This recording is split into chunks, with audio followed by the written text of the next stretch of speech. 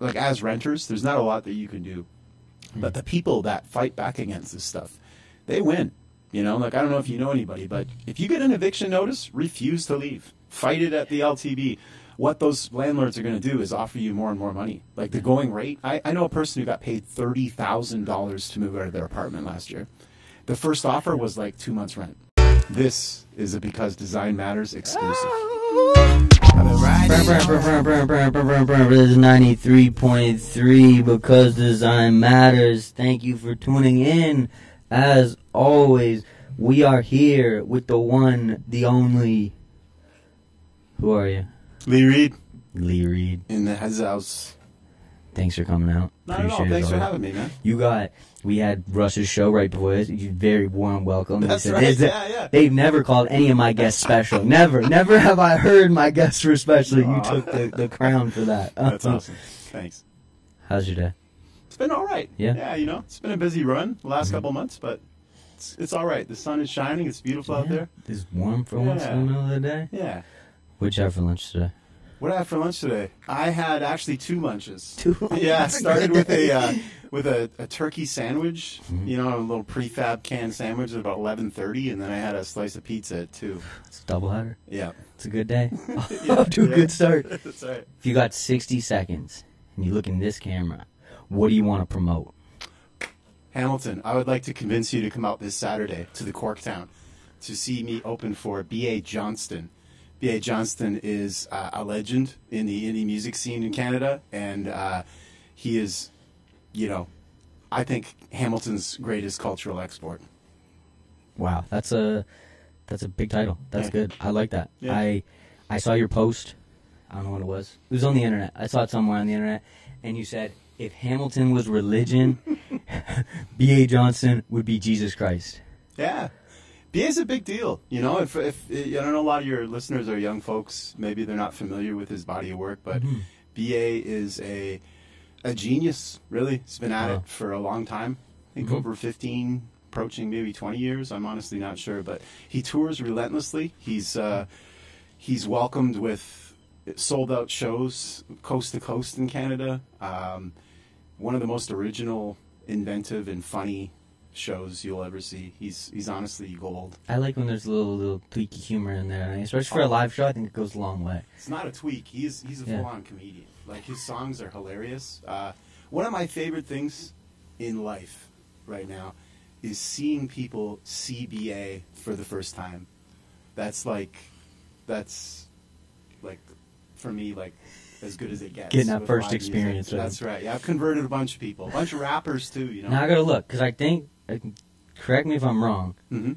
Does he know Instagram?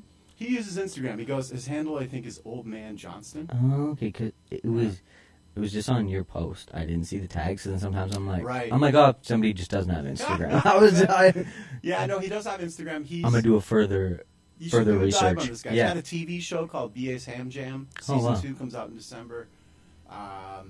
He's a Hamilton, aficionado. His songs are, many of them, about Hamilton, Hamilton-based issues. A lot of like working class issues, being broke, fast food, fun times, cheap beer. That's a lot of Hamilton topics, right there. Yeah, alley beers. Yeah. He's honestly, if you've not seen B.A. Johnston, you can't really call yourself a Hamiltonian in my books. If you moved here from Toronto and you want to fast track your Hamilton punch card, you can close out the 5-star on James Street on a Friday night. That's going to put you in danger. A B.A. Johnston show is just as good. The second notch on it. See, but if you're not going to get into a little bit of danger, it's really Hamilton.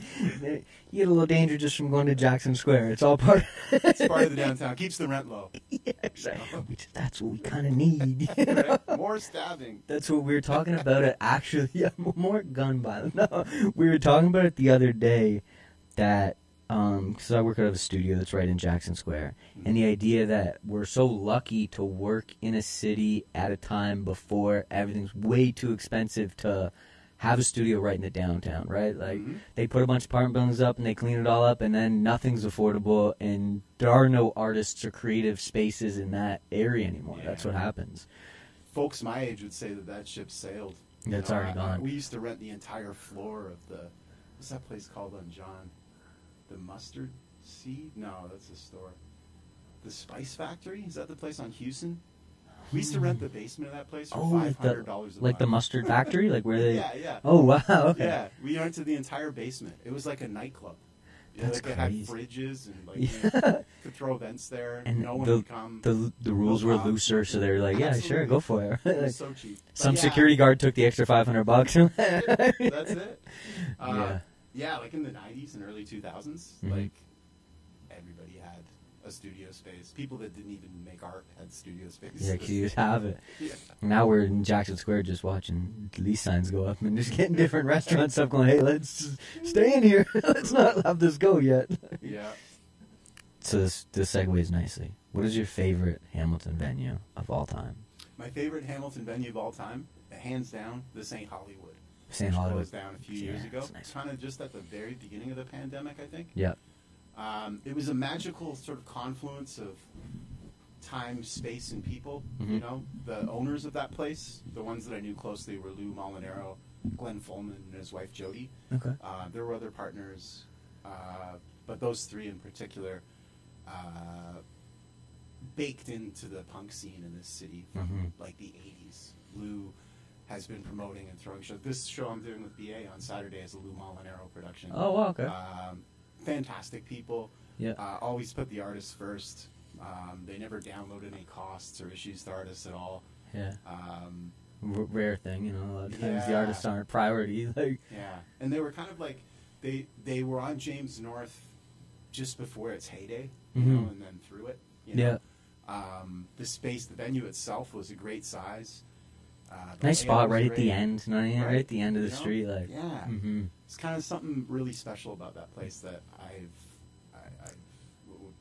can't be replaced. Like, yeah, the Raven, which was around in the 90s and early 2000s, it's the space where it is now, or maybe it's changed names, but it was Gallagher's for a long time, kind of on Augusta. That rings a bell. It's a small spot at John and Augusta on that corner, and there was something special there too. That was where Brody Schwendeman, who now runs the Casbah, cut his teeth. He was there in the Hudson, which was what Absinthe used to be called. Yeah. So Brody was a young man, and those were the spots that he promoted out of the Hudson and the Raven. Brought a lot of great bands there. That was the band that I was in the late 90s, early 2000s, Warsaw Pack. That was our favorite spot. That's your spot to go. Yeah. See, now that Augusta's had like completely turnover, it's like nightclub, fancy restaurant neighborhood. It's always Lamborghinis and fancy clothes lined up. Yeah, like, yeah. It wasn't like that. It was like more like pubs. You know? Yeah. There's a couple of them. What is it? The Pheasant Flucker. I got stuck there. Yeah, community the radio. Judge has always been my favorite. Okay. Yeah. The Winking Judge, you say? I think it's just now called the Judge. The Judge, yeah. But yeah, good spot. Those are good choices. I like those. How about favorite Timbit? Favorite Timbit? Yeah. You know, you're gonna important laugh. Hamilton It's questions. Pretty basic here, but just like the chocolate Timbit is probably my favorite. The Like when a chocolate box one's of them are presented in front of me, and I have a couple, I tend to go back to the chocolate. Yeah. I do like the what is it, birthday cake one that they've been birthday doing? cake, yeah, I like That's that one pretty good. too. Yeah, that's pretty good. I used to be like strictly chocolate, and like all throughout my childhood was chocolate, and this birthday cake one snuck up on me, and now I go for that one. Yeah, and I always credit. I'm like, they don't have a donut that's the same as this birthday cake. Like that birthday cake mixing them, you can't find it. It's pretty sweet. Yeah. Donuts though. If I'm at Tim's, I get an old-fashioned plain. Yeah. I know. And it goes in the coffee or something. It goes near the coffee. There's a combo that happens. It gets dipped? Oh, yeah. See, Dumped, that's... I guess is the... Because people will go, that's a dry donut. But if it's a dry donut. I love Tim Hortons. Big fan of Tim Hortons here at the show. But that donut is... I like... And you can't find it very many places now, but the old-fashioned dip. You know one of those? Yeah, It's got the chocolate in it. That's a good combo. it. That's a rare find. I go through the drive-thru. My grandmother used to like it, and sometimes in the morning, it'd be a Sunday, I'll get these donuts. And I get to the drive-thru, and they'd be like, no. I'm like, well, I can't go back with these others. No, I gotta drive to different Tim Hortons and just try my luck here. Like, yeah, there's one that always, Ottawa and Fennel never failed me, but we'll see. Yeah. That's a good now, location. speaking of the Timbits, One day I'm going to pull a box of Timbits out of here, and it's going to be, Tim Hortons sponsored me, finally. But until then, I'm going to get you to read a piece of advice on this job. Oh, I love it. All right. That's what I just pull one out, in my hand and there. we'll see what it This says. one looks pretty crunchy. Perfect. Let's see what we got here. Da-na-na-na. It says, this is a good piece of advice, too, that you really should take to heart. It says here, eat a Frank. That's important advice. That is. I wasn't, when you said this is a good piece of advice, sometimes I'm like, it's either one way or the other. Eat a Frank, solid advice. It is solid advice. And now I'm going to get you to take that one and put it back in the jar. Okay. We're going to leave that for a chance on James Street for someone to get it. Okay. And now you're going to add your own piece of advice. Oh, wow, okay. And while you write your piece of advice, I'm going to take a second and do the Because Time Matters announcements. We have a couple of events we're going to give some attention to. First on the list, October 21st. The city and other associates are putting on a startup company marketplace at Ferguson Station. I'm not sure what time. The internet's got it. But it's October 21st. You don't want to miss it. That's one announcement. Next on the list, we have October 24th. Sonic Markets, which I think is a new handle for Sonic Onion. They got Sonic Markets going on. And the Witch's Fix is doing a In the Shadows night market. That's at Bridgeworks. That's 5 p.m. to 10 p.m. I think it's spooky. I think there's some spooky stuff going on there. I think that's a Halloween prep show happening right there. Then we got another one, October 25th. Another spooky show. This one's organized by Dispatch. We got Grind Abrasion in there. We got it from 11 p.m. to 2 a.m. Halloween costumes recommended. So. Not required, but recommended. Not required, just recommended. Nice. I might have made that part up, too. I just saw Halloween costumes in the bio. I said, let's throw the Halloween costumes in there. Now, October 30th. This is an important show. We're getting into the thick of Halloween. Devil's Night. This is Devil's Night. It's called the Devil's Night Show. This is Spooky Guava and a couple other associates of his. At 8 p.m., will be performing Koi. Nice. And I think it's Koi's last show ever. Because they are closing on Hess Street. And I think they close on the 31st with no 31st show. So Devil's Night on the 30th. Go out, see that. Definitely wear a costume to that one. That's a costume show. 31st. Sure. Mask up at least. Yeah, break something on your way home. I didn't say that though on the radio. That's not what I'm recommending to people. That was a joke. Now, what has been your favorite Halloween costume that you have worn ever? You know what? I'm going to tell you a real short story here. Growing up, my parents were pretty unimaginative and broke. And so Halloween for me was always kind of stressful. And I didn't really like it because I never really liked any of the Halloween costumes that were on offer. Yeah, that's fair. It was kind of embarrassing and I didn't enjoy it, you know? Yeah, the options you were getting weren't doing it for you. So it's kind of ingrained that I kind of don't really like dressing up for Halloween, you know? Yeah. I took theater in school. Yeah. And for theater kids out there, you know that's like Christmas for theater kids. So it was really tough for me because I was like, everybody'd be like, what do you mean you don't like Halloween? And you loved all the aspect of it, but you weren't getting the... Yeah. I think one time I dressed up as a hobo with a shotgun. Yeah. Did you ever see that film? I know of it.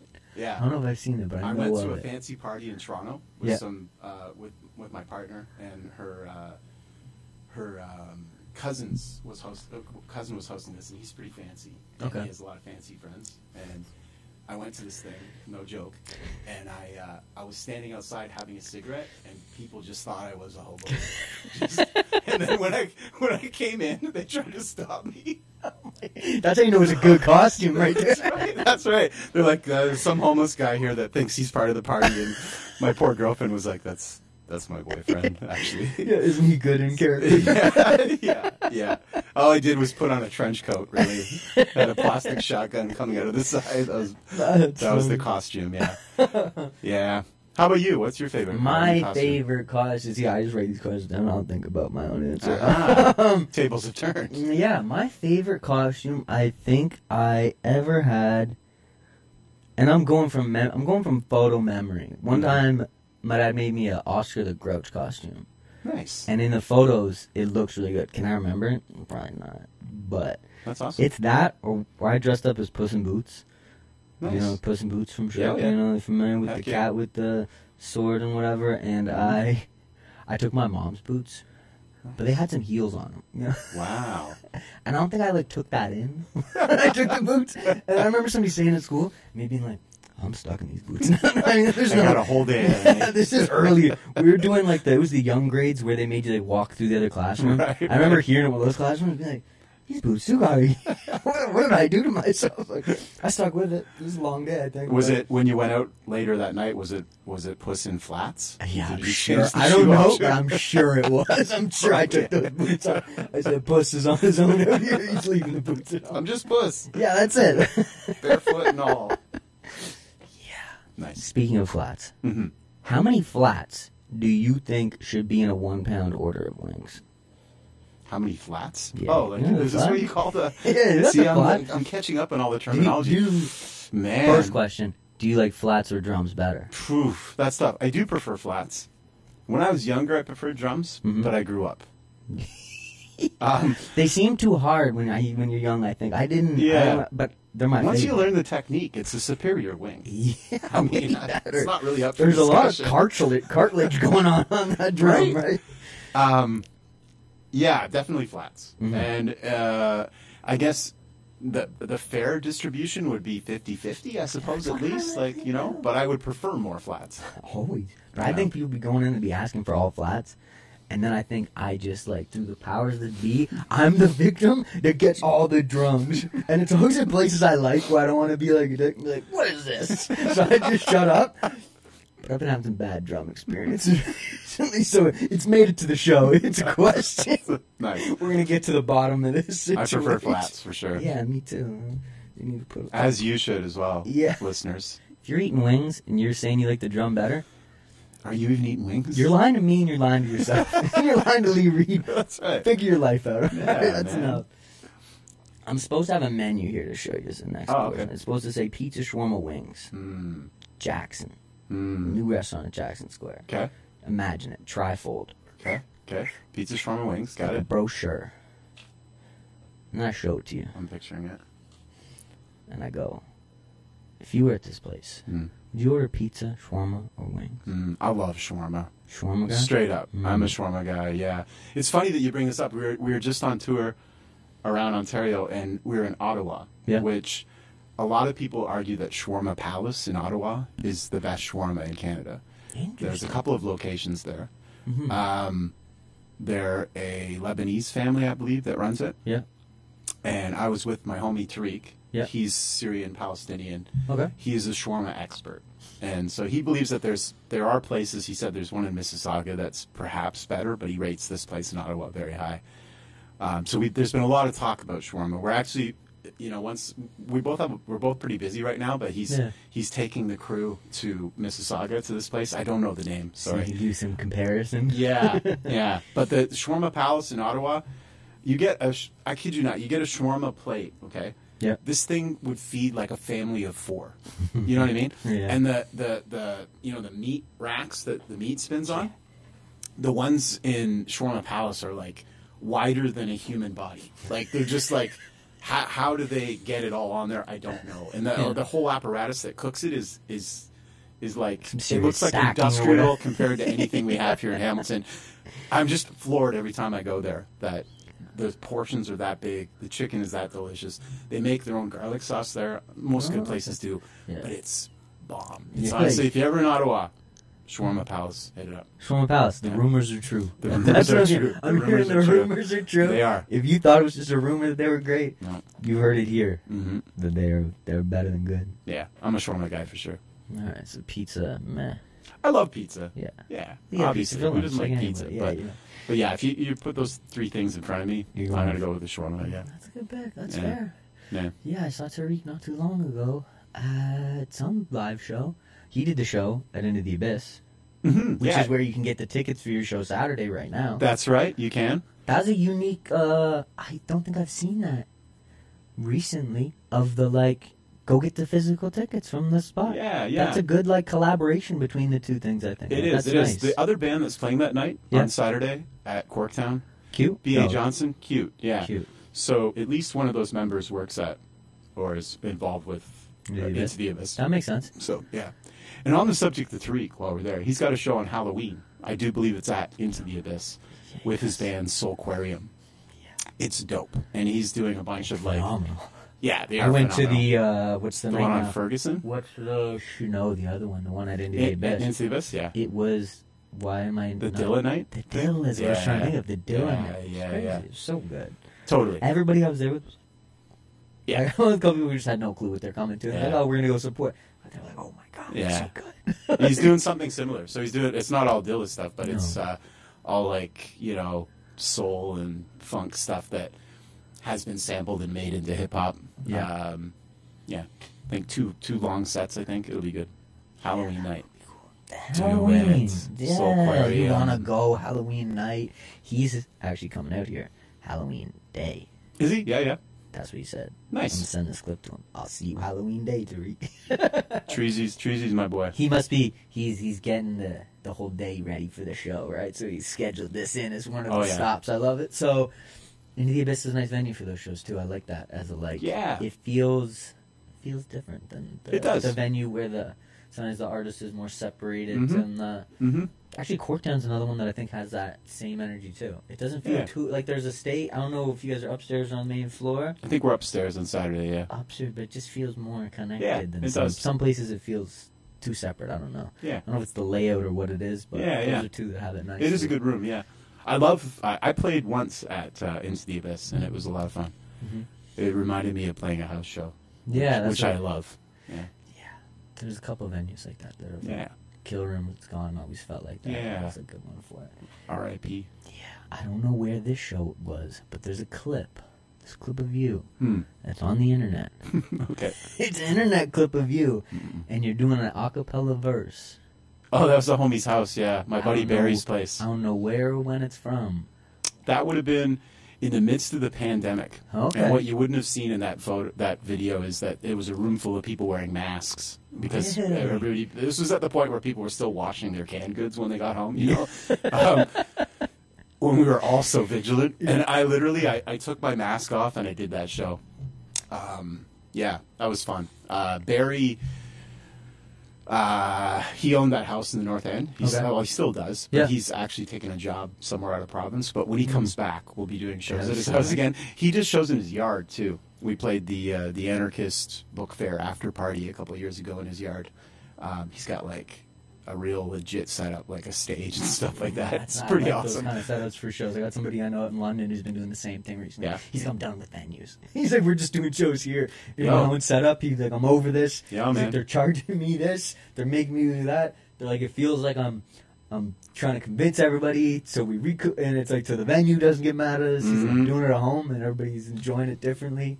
When I went out west this past September, and we played in Vancouver a house show at a place called ALF House, ALF House. Okay. This is like a punk house that's been doing shows for 22 plus years. They were trying to figure it out, but it's been at least 22 years. Yeah. And you can tell. Yeah, You know? you've got it worked out. Yeah. The kids running it, and I say kids because they're so young. Like, I swear some of them were probably still in high school. Maybe they were like teenagers and people in their early 20s.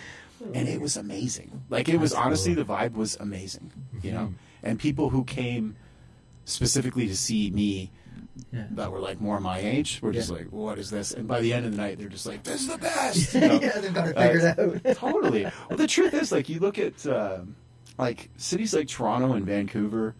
I don't know if Montreal's gotten bad this way, but the last show I tried to book in Montreal, it was at a space that I'd been booking at for like a decade. And they're like, now it's $150, you know? And looking around for spots in Toronto, man, like there's clubs that I played where it used to be like a standard door deal, you know. Yeah. You get the bar where all the money's made. All the money. And I get the door where barely anything's paid. And everybody wants guest list. Right? And now they want to charge you, like, there's like venues that the capacity's like 100 and they want to charge you like $400 or $500 to use their room. Do you know what my tickets have to be for that Right? to make sense? Like, Yeah. It's weird. And the other part of it is, like, house shows, people are broke, you know, and you'd go to a house show, give the band $10, buy a 6-pack on your way there, and you're spending like a fifth of what you would anywhere. And you then know? wants to get a little money for the show's worth, but they want to see a room full of people too. So then when you're paying X for a big venue, then you're corralling everybody to go to it. Yeah. It feels like a whole different experience because you're like, oh, come here, stay, get here at the right time, right? It's a Right. whole orchestration It that is. then has to happen, like, Totally. which is tough. Yeah, I'm always looking for house shows. But that clip.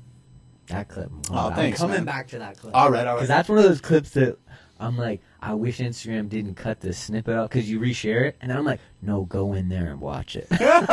I'm like, go in there and watch it till the last verse. Thanks, buddy. You've got a verse, and it's like about the arts and how the art's not for the it's not for all these organized events that are kind of leeching onto it now. This art does not crawl. Was the tagline for it? Yeah. This art does not crawl. That's my bottom line. Yeah. I think that's the last line in the verse. Yeah. So I'm not going to make you explain it at all. I'm just going to go watch it. Go watch the clip. And shout out to Clyde Brooks, who's a poet from here in Hamilton that inspired that piece. Okay, that's interesting. He had a piece called "This Art Does Not Crawl" as well. Clyde passed away last year, but he was he's a dub poet from Jamaica that lived here in Hamilton. Brilliant guy, super nice. Got to do some shows with him over the years. That's really cool. So there's people that speak to that issue, but yeah, that issue for me is I've got there's that Steel City EP. Yeah. That poem I was doing around the same time. I've got another EP coming out next year that's all about housing in Hamilton. You listen to the Steel City EP, and it sounds like it's about tomorrow or yesterday. You know what I mean? Right. Like It came out in 2018. Yeah, it's like, wild. Yeah. Yeah, man. It's timely stuff because we're Thanks. just seeing it more and more, so I'm excited to hear what you got. Thank you. Yeah, I'm pumped about that project too. It's a topic that's affecting more and more people, Hell yeah. and it's important, right? So Yeah. I have a track called Eat Your Landlord yeah. that I haven't put out yet. Okay. But I've been performing it now I've for heard a about snippet of it. 5 years. Yeah, it's on. Go to my Instagram page. It's the pinned post Oh, of okay. me performing it. Maybe in, that's where I heard it. where was that? The Holy Diver in London, Ontario. Yeah. And I love this song, Eat Your Landlord. It's great, beat by a guy named Icon in Toronto. Okay. So that's the anchor song for this next EP about housing. And there's that, like, the saying of eat the rich. So the idea of eat your landlord feels even more fitting. It does. We had a conversation recently. It was somebody, and they were like, "Oh, I got this good relationship with my landlord. I gave him cookies at Christmas." Da-da. He's like, and then the year came around, and he went, "Oh yeah, your rent's going up." I'm like, what? I thought we had a thing here. I thought we were pals. I promise you're not getting cookies this year. You wrecked your cookie agreement. Yeah. It's not happening, but it's tough, right? Because they gotta Yeah, rob us. It's designed to rob us. Yeah, they financialized our housing, and there's no reasonable rate No, that they it's can all charge people. increased, and they got systems that are like, oh, it's going to keep it down, and da-da-da. And that it's Sure. not that far down. And anybody that tells you that it's going to be fixed by building more houses is lying, or just hasn't been paying attention for the last 20 years. Yeah. There's construction cranes going up all the time. Rent is not going down. I know. Ever. And they're not putting in.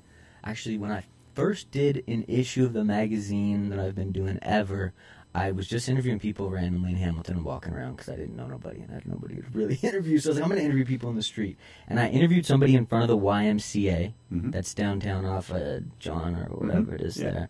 And I talked to him. He was telling me about the apartment buildings across the street where they were leaving the front of the church. You know what I'm talking about? I do. And that was supposed to be incorporated into the design of the building, which is still Right. all hold or whatever. Right. And his idea was that he's like, look, they're putting in this big apartment building that it's going to be expensive as all hell. He's like, there's people right across the street can't afford to live anywhere at all, right? Right. Just showing that crazy contrast where we're going to keep this heritage thing and work it into the design so the rent can be even higher. And these people across the street got nowhere to stay at all, right? It's or true. they have the YMCA, obviously, It's those true. resources are great, but it's Yeah. just it was quite a contrast, right? Canada's unique in the way we approach housing.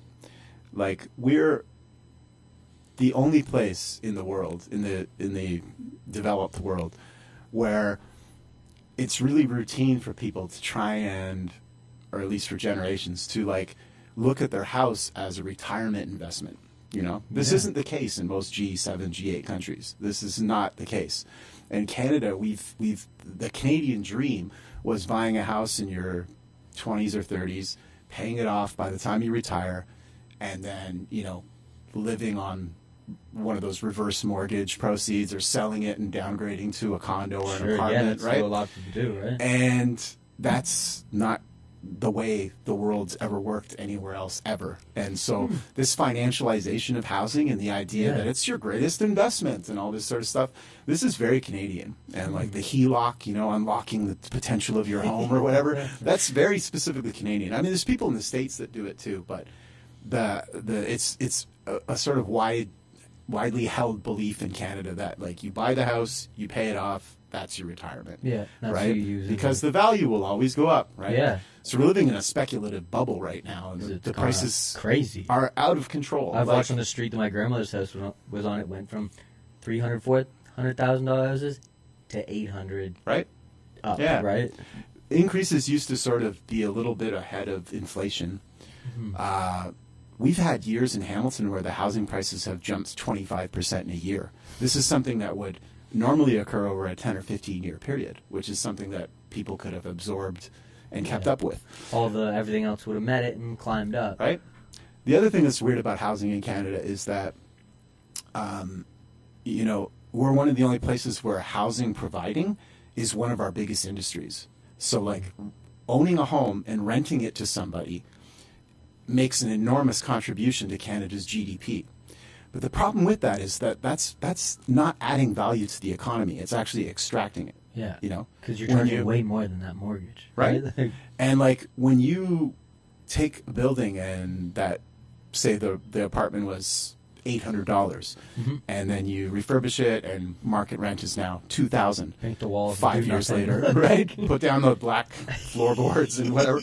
So that $1,200 jump is money that used to be spent on burgers and shawarma and live music shows and culture. Buy a T-shirt at the show, right? And so, you know, we all lose when landlords gain. Like it's small business does, individuals lose. The only person that gains from this arrangement is the person that owns homes. Yeah, and they're buying more homes with it. Exactly. So it's not a good arrangement, you know. It's like I'm trying to look into. I'm trying to do a thing on it, and I've been chasing that actually. That LTR documentary they did. I think they only premiere Thursdays between 6 and 8 because I can't seem to get to where they're playing it. It's like Playhouse Thursday. I'm like, that's the one night I can't. But I'm gonna watch it eventually because I think they Trainwreck. It's called. Trainwreck. They do a good job of kind of breaking down the correlation. Fantastic those two, job. I've done some Googles on it and talked to people. Yeah, if you want to talk to those folks, I know them quite well. They're homies of mine. I love to because I think that's them showing the connection between those two and like explaining it is something that people don't know because they're just getting whatever the news gives them. It's right? true. So I think that's important. They were expropriating and kicking people out of areas on King Street like, I don't know, 8 years ago, 6 or more years ago. Yeah. Like they haven't even started building yet. Those people could have there's people that were kicked out in the street that could have just comfortably lived their days out in their house as they planned to. That whole section, that subdivision near the Hutches, near Pier 4, the amount of rooms that are there, that it's just been half boarded up for so long. One of Dope Chief's old studio, he was moved out of because of the same reason, the LTR. And I think it was Instagram, somebody did a video about it, being like, oh, we're going to this LTR. And that's how he got the space in Jackson Square. Because Jackson was like, oh, we heard you're looking. We got this space that isn't getting used. Do you want to take it over and da-da-da, which I think that's a good rent point to start, and then go from there. But just like it's tough because it moved a lot of people out, and they've just sat empty. It did. And you get the tents right across the street, so it's what's happening. It's a one-stop shop. Yeah, it's crazy. You know, the only people that are, like, as renters, there's not a lot that you can do. But the people that fight back against this stuff, they win. You know, like, I don't know if you know anybody, but if you get an eviction notice, refuse to leave. Fight it at the LTB. What those landlords are going to do is offer you more and more money. Like, the going rate, I know a person who got paid $30,000 to move out of their apartment last year. The first offer was like 2 months rent. And they're like, hell no. Yeah. Give me 30 grand and I'll leave. And they're like, how's 10 grand? Give me 30 grand and I'll leave. And they stayed there. And, Wow. you know, there's very little that a landlord can legitimately do to just get you out of an apartment. Most people get an eviction notice and they're like, well, guess I better pack my bags. Nah, man. Fight it. Yeah, they've been stealing your money. Yeah. Get something back a little bit, right? Me and some homies were helping a woman near where I live fight an eviction. She ended up staying in her place 3 years after her original eviction date. Wow. And we were able to secure her, like, better housing and, you know, but she would have been out on the street. She was a senior. 3 years of planning goes along. Well, I mean, like, that's huge for you. And the savings, because as soon as she got the notice, she stopped paying rent. So, there you go. That's the other thing. Get an eviction notice, say it's on. Yeah, keep your rent and fight the eviction. No more donations to the That's right. No more cookies for sure. Yeah. Oh, that's funny. Okay. I want to have you back when I do more discussions on this exact topic. Yes, we're going to do full. I got sidetracked. I do too, because I'm like, but we're going to do more. Now we're going to go to a couple names here. I got a list of names here. Uh-oh. I want you to say one word that comes to mind. All right. Maybe two words. All right. All right. Can expound upon it. First one, Tariq Funk. Bestie. I've been doing stuff with Tariq for like 15 or more years. Okay, yeah. He's the homie. Corktown. Corktown. Classic. Mm-hmm. Yeah, it's been a venue for a long time. It was a punk bar back in the 80s and 90s, you know? Bar? Yeah. It was a dangerous place to go in the 90s. And that's kind of like, just like an Irish vibe and a whole thing. Yeah. Tyler, the Creator. Tyler, the Creator. Genius. Dr. Disc. Dr. Disc. Woo. Foundational. Mm-hmm. Very important to this city. Bless Dr. Disc. Yeah. Save Dr. Disc. Long live Dr. Disc. Yeah, long live Dr. Disc for yeah. sure. Yeah, I talked to Mark one time about just like how the things he's done, that he's been able to keep it and survive and keep going through COVID, and it's just like it's huge to have that staple in the city. My good homie Realistic has been working there like since he was a teenager, I think. Oh wow. Yeah. Yeah, that's it. Done a lot of work with Real over the years. He's huge for letting anybody who gets physicals made to like put them in the store. I've gone through that hip hop section before, and I've been like, "What?" I was like, It's "You got local. this, right? Like, there's real. Yeah. I can't believe this is." Oh, yeah.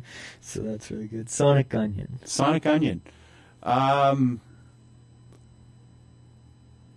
That's tough. Important. Mm-hmm. It's a good one. Good word. Red Green. Nice. Wow. Legendary. Legendary's perfect. Yeah. I was talking about the headphones and putting duct tape on it, and I almost said Red Green there, but I didn't want him to enter your mind before we got to the list. Andrea Horvath. Wow. She was the first person I ever voted for, you know? Really? Yeah, she was... I came to school in Mac when I was like 18, so I was able to vote that year, and she was the MPP of this area at that time. Okay. Andrea Horvath. Disappointing. Perfect. I don't have a lot of good things to say about most politicians. Yeah, Matt fair. Green and Sarah Jama, great folks.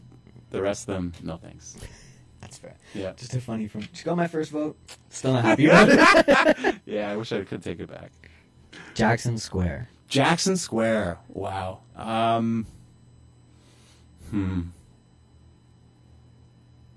Hamilton. You know? I don't know how else to describe it. No, that's Hamilton. Yeah. It's like the epicenter of Hamiltonia. It's got it all. It does have it all, yeah. They did at Supercall, they did some merch that was like, I've seen it all at Jackson Square. And I was like, I feel like there's a wink in that message. There's like what Right. Jackson Square is like. So that's really funny. Two more things. Yeah. You got 30 seconds now. You don't got 60 seconds anymore. You got 30. All right. And you gotta give some voice to one thing that's outside of yourself and what you're promoting. What is it? 30 seconds, that camera. Dang. I guess stop the genocide in Gaza is probably the thing that's front of mind for me that isn't directly about music. Every day it's a nightmare opening social media or news whatsoever. This thing needs to come to a stop. Free Palestine forever. Mm-hmm. That's a good use of the 30 seconds. I've seen some different uses of the 30 seconds. That's a use of the 30 seconds because that's Thank huge. you. Definitely free Palestine. Who was I going to talk to about this?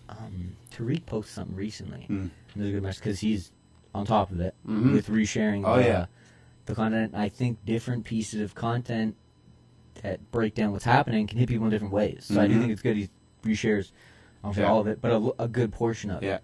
And I walk the line because we've had this conversation many times on the show, and it often doesn't get the clip that gets promoted because I balance between I want to help everybody who's promoting stuff, and I've watched Dope Chief's account get thrown into algorithm prison for resharing stuff. Oh, man. So I'm like, where's the line between, like, we just talked about it, it's live for the message, and it's like, how do you get it through, right?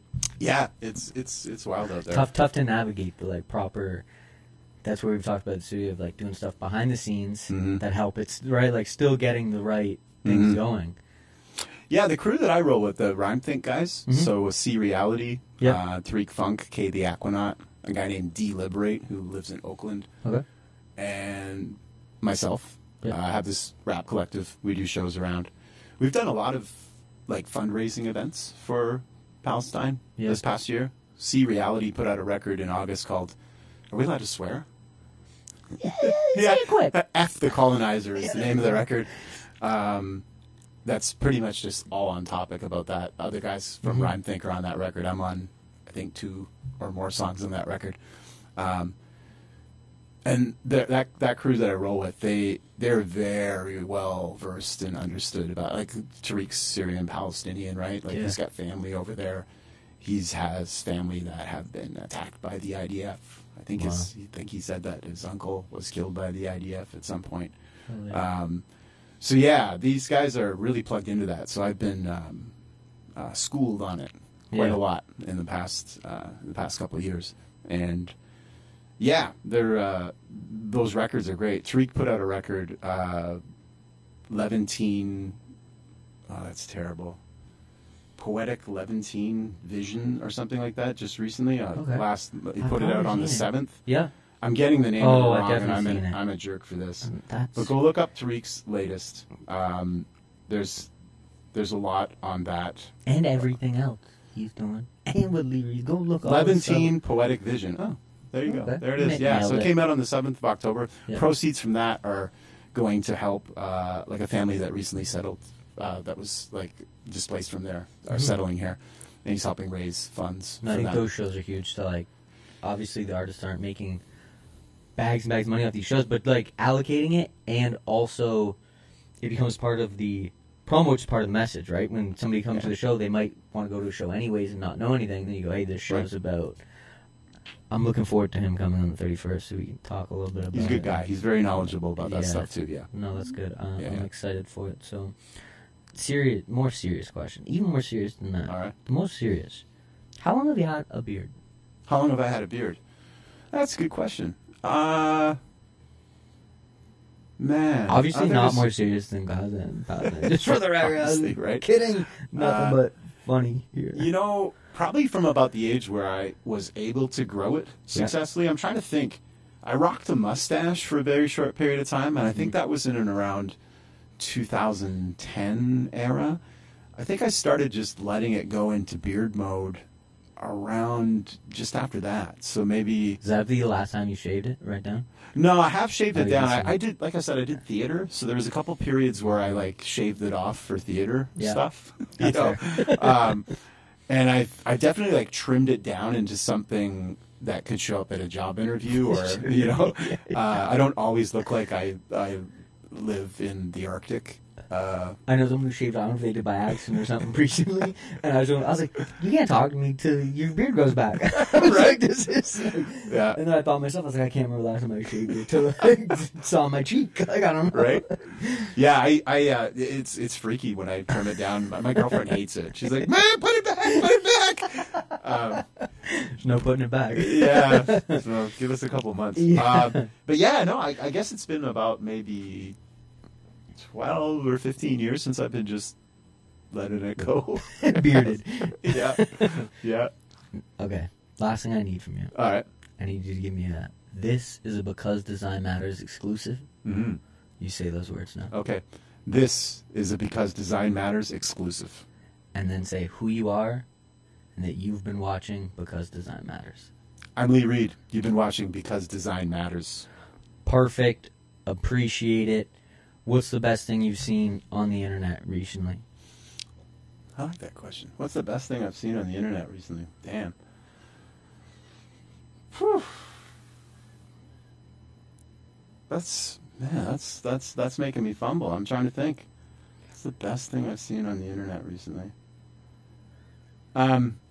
There's footage of like a little Irish kid talking to his grandma, and Okay. he wants to play dominoes. He's like, Nan, can we play dominoes? And she starts talking, and he just cuts her off, and he's like, "It's your back's killing you, isn't it? Your back's killing, isn't it?" Like that. Yeah, rewind and watch that. If you a know where that couple times a is, day. send it to me. Otherwise, I'm going to try to find it. I It's probably appreciate the you best coming thing out. I've seen. Thank you. We're going to do this again. Yeah, buddy. I'll see you on Saturday. Nice. I'm Lee Reed. You've been watching Because Design Matters.